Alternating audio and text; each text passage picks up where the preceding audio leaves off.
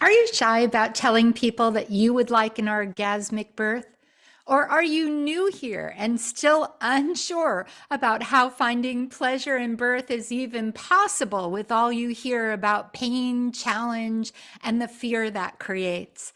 Hi, I'm Debra Pascali Bonaro, founder and director of Orgasmic Birth and host of the Orgasmic Birth Podcast.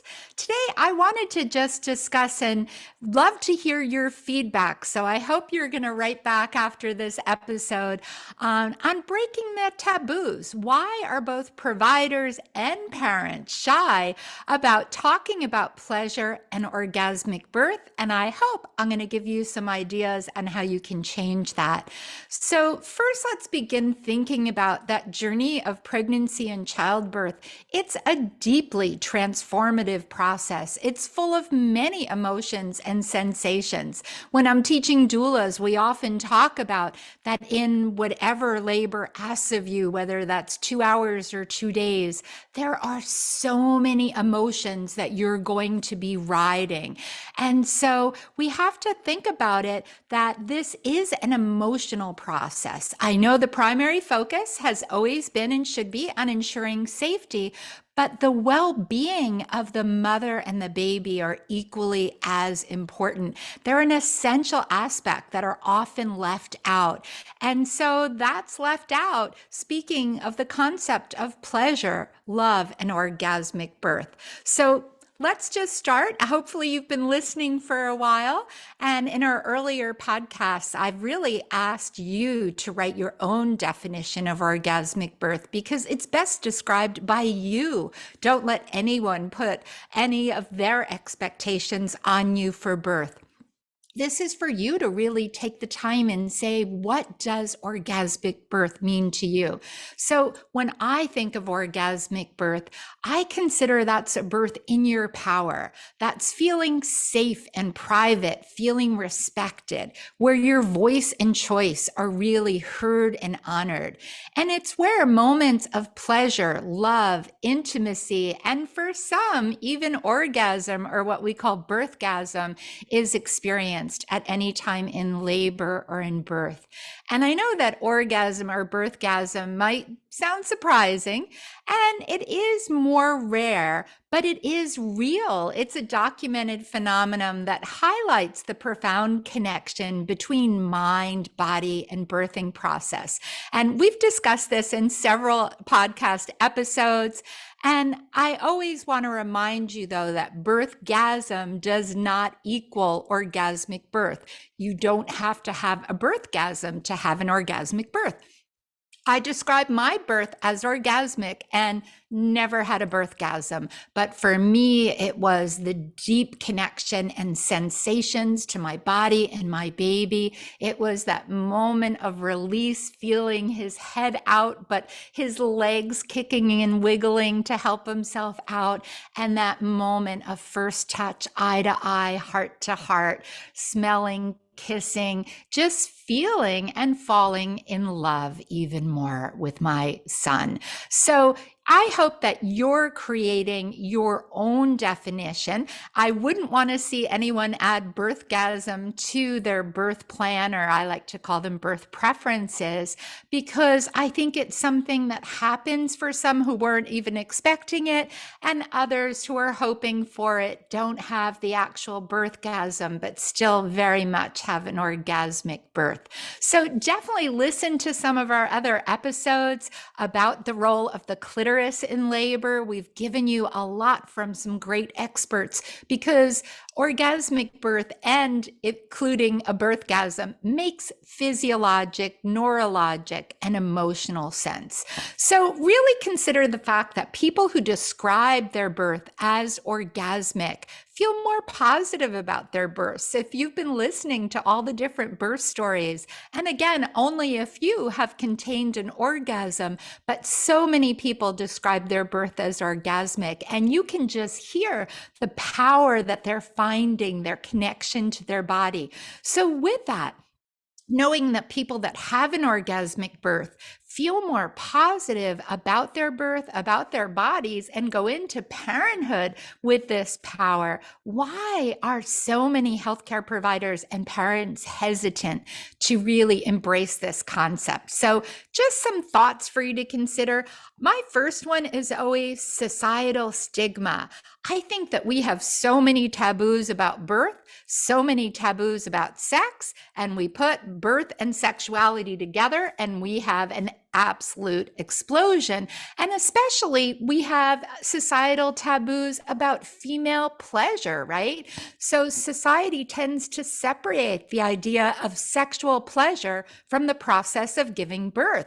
And this makes it really difficult for both parents and providers to even acknowledge the possibility of orgasmic birth, but it really holds people back from talking about this in prenatal visits, which I think is essential.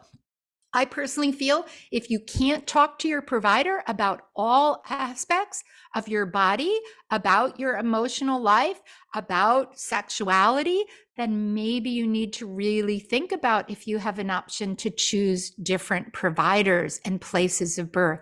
The second thing that I think really holds us back is why we can benefit from medicine. And I do want to say cesarean births, inductions, all our technology can be life-saving when used at the right time and in a respectful, safe way. But our over-medicalization of birth is causing harm. We know that if the outcomes of medicalization were so good, the outcomes in the US would not be so bad and going in the wrong direction. So we have to find a better balance. We need to really only use the extra medicine, use cesareans and inductions and assisted birth when needed. And even when we do that, to do that with more respect, love, and care. The next point, I think, is fear of misunderstanding. I think both parents and healthcare providers fear that discussing pleasure and orgasmic birth could lead to misunderstandings, misconceptions. They worry that if we really conflate kind of pleasure, then we might not be really talking about the challenge, the pain.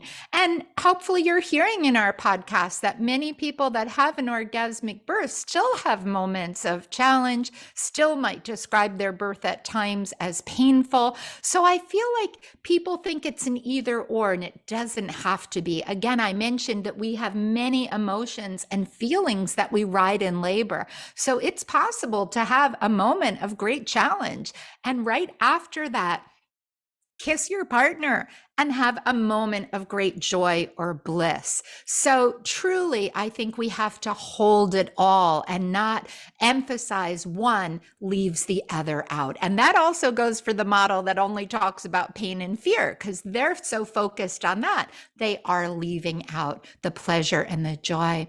My next point is point 4, lack of education.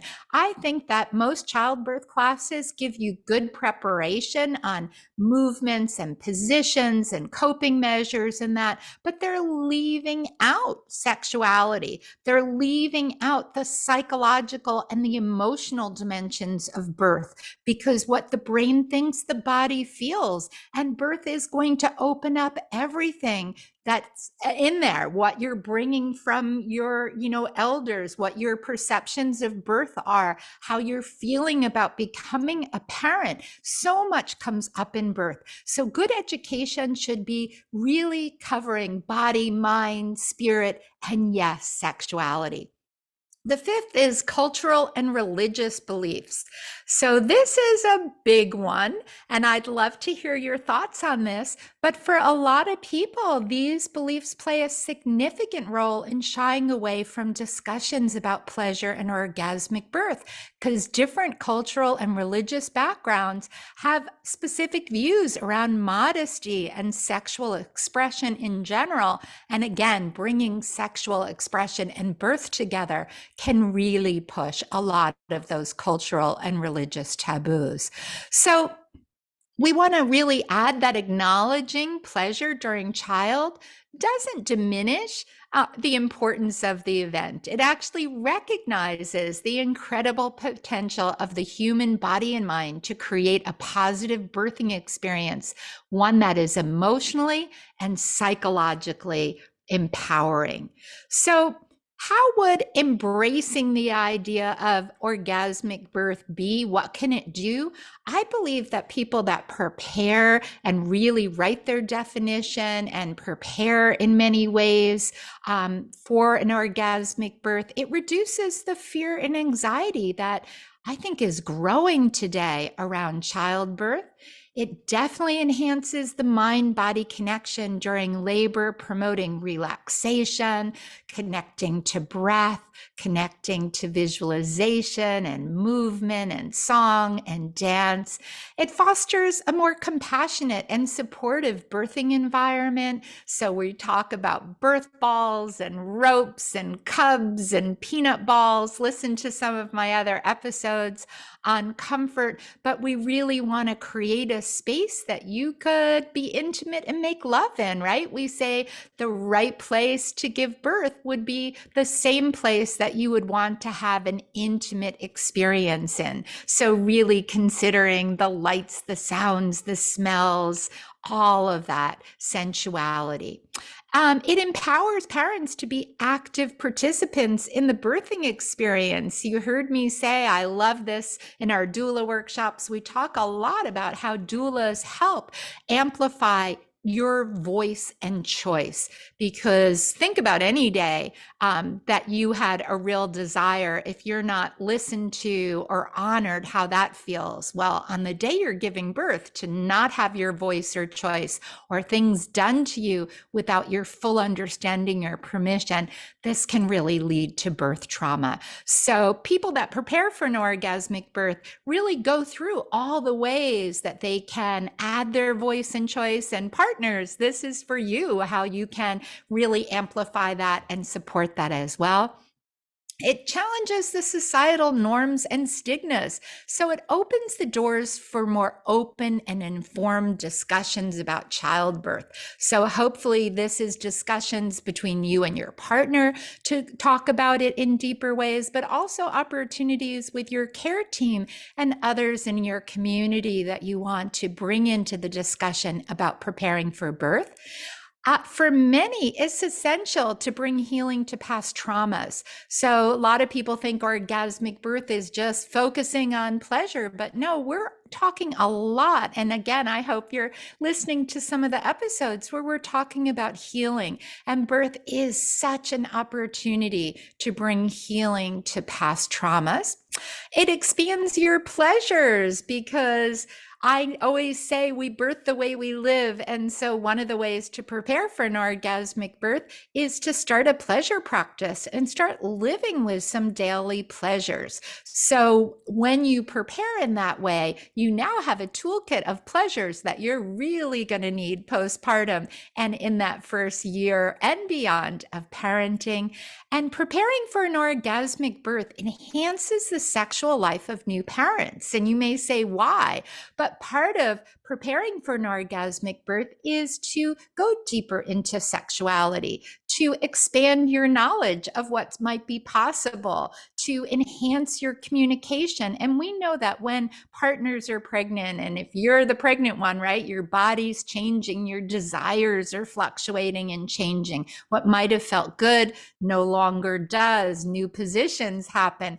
And so people that really prepare and have an opportunity to enhance communication, to maybe learn some new things and expand their sexual pleasures, and then enjoy their body and open fully to birth. They talk about having the best sex ever not in right after birth, but once their body is ready and healed, because if they've opened up in this way and developed new skills, they take that into parenting. So I think there are so many benefits to orgasmic birth that we we haven't really, as a culture, been talking about. So it really is time to really move toward accepting pleasure and orgasmic birth as something that should be woven into education. It needs to be an open dialogue, and I hope you're joining me in shifting the societal perspective, and as well as balancing the place of technology and medicine to assist birth when needed and to stop the overuse that's causing harm rather than preventing harm. So together, we're here to create a more inclusive and informed approach to childbirth where pleasure, love, fear, challenges, sexuality, emotional well-being, joy, all can be discussed in a quest for a positive and transformative birthing experience wherever it may take you. We can have a positive, pleasurable birth wherever you give birth and however you give birth. So if you'd like to learn more about ways that you can positively prepare for birth with pleasure, and I can personally take you deeper into creating your orgasmic birth experience, I hope you'll join me with my online class called Pleasurable Birth Essentials. It's a go at your own pace. I'm only an email away to support your questions, and I do periodic live sessions for people in the class so that you can join me for additional tips and have live Q&As with me. But I know that wherever you are, wherever you will give birth, orgasmic birth is possible. So please send me your thoughts, your comments. I would love to hear what you're doing to prepare for a pleasurable, positive orgasmic birth. I'd love to hear your definition for orgasmic birth. And I'd also love to hear your thoughts about what else is holding society back. I know it's time for, I say, a revolution, but that's small r, big E, because it's the evolution. We have to, as Lonnie Morris, a midwife in her documentary Orgasmic Birth says, women of Earth, take back your birth. It's time to really add your voice and be a part of the orgasmic birth evolution. So thank you for joining me today. I always appreciate hearing from you. And I really appreciate if you can share our podcasts with friends and others that might be expecting or parenting in your community, with doulas and midwives. Great way to open up the discussion is invite your care team to listen to this episode or others that you find really valuable. And it really helps us if you like and rate our podcast. Your comments and feedback help us reach so many others and mean so much to us. So thank you for joining me today. And I look forward to having you join me for our next episode of the Orgasmic Birth Podcast. Bye.